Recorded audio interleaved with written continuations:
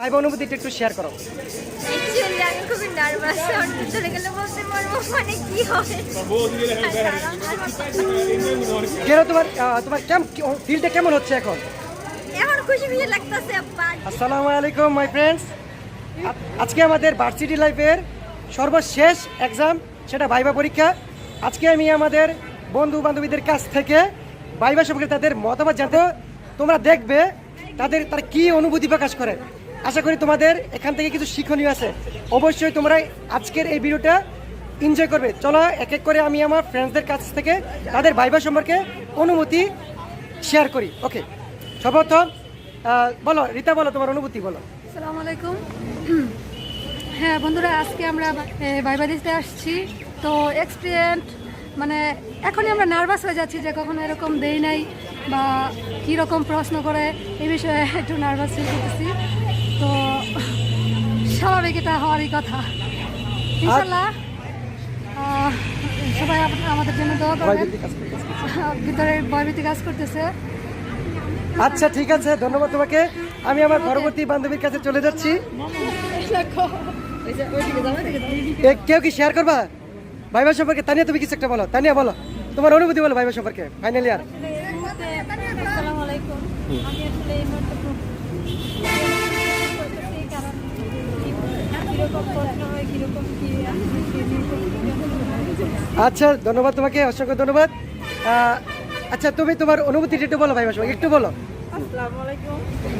আমার অনুভূতি, আমার ভিতরে অনেক ভয় চলছে। আমি তো স্যারদের সাথে কিভাবে কথাটা বলবো, ওইটাই আমি ভিতরে আমার অনেক ভয়।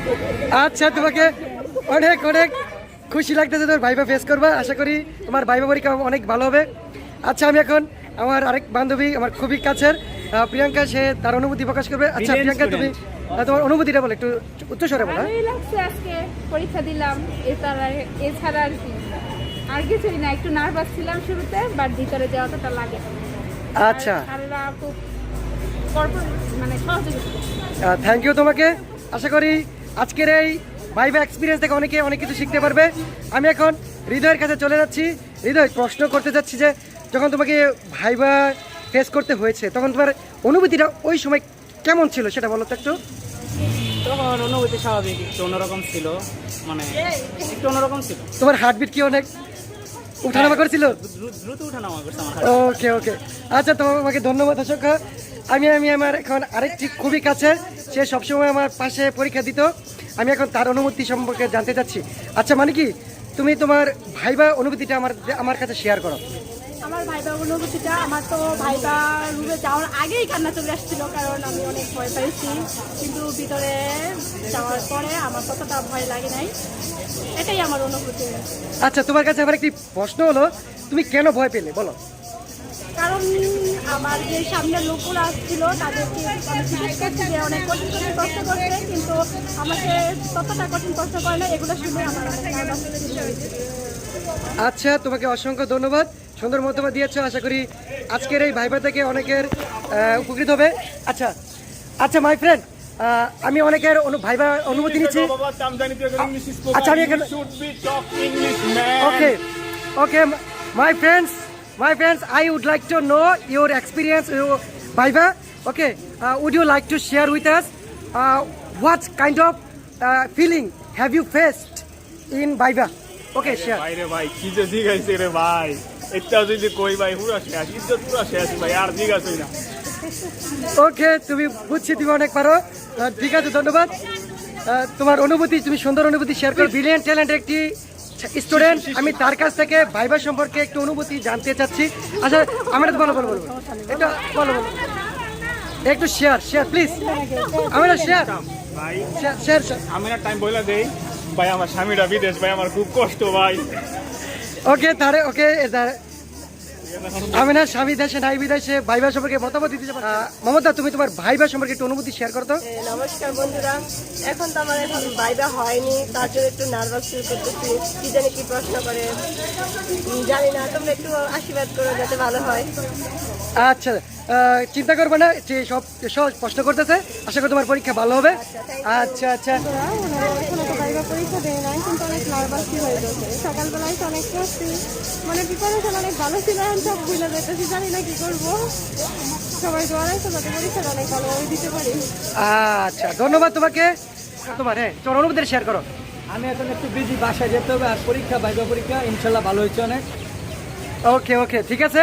তোমার অনুভূতিটা কেমন ছিল ভাইবা ফেস? এই তো একটু একটু মোটামুটি ভালো। তুমি কুল ছিল নাকি হট ছিল? কুল না হট ছিল? অনেক কুল।